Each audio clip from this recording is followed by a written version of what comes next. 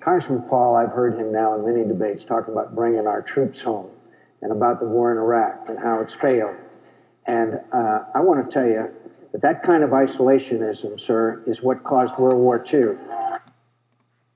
The constitutional position is the advice of the founders to follow a non-interventionist foreign policy, stay out of entangling alliances, be friends with countries, negotiate and talk with them and trade with them. Just think of the tremendous improvement relationships with Vietnam. We lost 60,000 men. We came home in defeat. Now we go over there and invest in Vietnam. So there's a lot of merit to the advice of the founders and following the Constitution. And my argument is that we shouldn't go to war so carelessly. When we do, the wars don't end. Congressman, you don't think that changed with the 9/11 attack, sir? What changed? The non-interventionist policies. No, non-intervention was a major contributing factor. Have you ever read about the reasons they attacked us? They attack us because we've been over there. We've been bombing Iraq for 10 years. We've been in the Middle East. I think Reagan was right. We don't understand the irrationality of Middle Eastern politics. So right now we're building an embassy in Iraq that's bigger than the Vatican. We're building 14 permanent bases. What would we say here if China was doing this in our country or in the Gulf of Mexico? We would be objecting. We need to look at what we do from the perspective of what would happen if somebody else did it to us. Are you suggesting we invited the 9/11 attack, sir?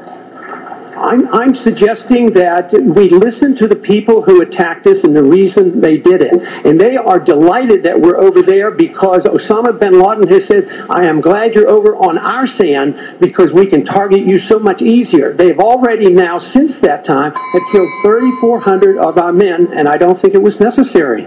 Wendell, may I make a comment on that? That's really an extraordinary statement. It's an extraordinary statement as someone who lived through the attack of September 11, that we invited the attack because we were attacking Iraq. I don't think I've ever heard that before, and I've heard some pretty absurd explanations for September 11. Happens again. I think Congressman Paul should not be reading as many of Ahmadinejad's press releases, but when Congressman Paul essentially said that Americans can sort of look at issues of national security as a buffet and pick and choose which things we like and then just be against the other ones. I take a strong exception to that. That's nonsense because I'm just showing you some examples of Congressman Ron Paul's nuttiness on foreign affairs, and let me just go through the truth about Ron Paul's weak on national security foreign policy stances. I want to begin by saying Ron Paul opposes the USA Patriot Act. Now, what does the Patriot Act do? It was, according to Wikipedia, it increases the ability of law enforcement agencies to search telephone, email communications, medical, financial, and other records, eases restrictions on foreign intelligence gathering within the United States, and expands the Secretary of Treasury's authority to regulate financial transactions, particularly those involving foreign individuals and entities. Now, I don't see why the Patriot Act, I don't see how by easing those restrictions, how that is somehow unconstitutional.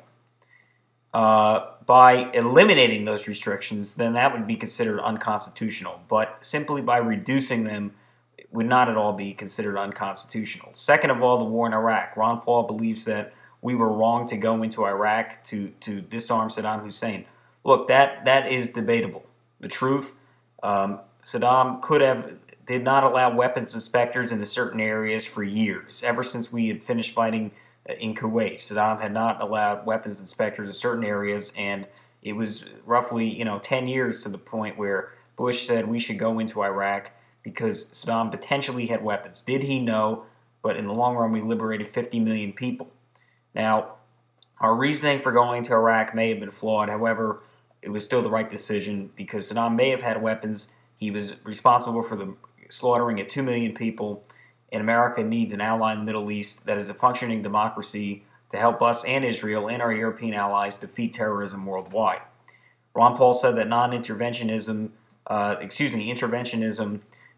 brought upon the 9/11 attacks. Well, as I recall, the radical Muslim extremists decided that after they helped us defeat the Soviets, that their next cause would be helping to defeat us. So we have to fight, and our choice is very clear. We either fight over there or fight over here. Ron Paul is living in an unrealistic world. He's not telling you the truth on foreign affairs, and he's not giving you the whole story.